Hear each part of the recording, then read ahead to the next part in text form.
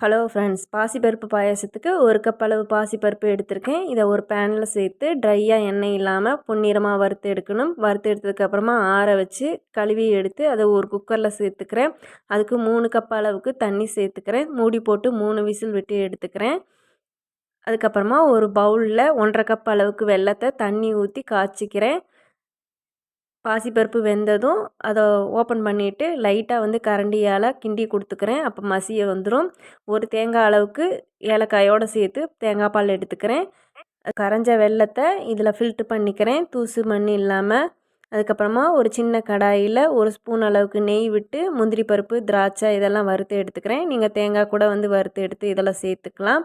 அதுக்கப்புறமா லாஸ்ட்டாக தேங்காய் பால் சேர்த்துக்கிறேன். தேங்காய் பால் சேர்த்ததும் ரொம்ப நேரம் கொதிக்கக்கூடாது. லைட்டாக கொதி வந்ததும் இறக்கிட்டு கொஞ்சமாக தேங்காய் துருவல் சேர்த்துக்கிறேன். அவ்வளோதான், பாசிப்பருப்பு பாயாசம் தயாராகிடுச்சு.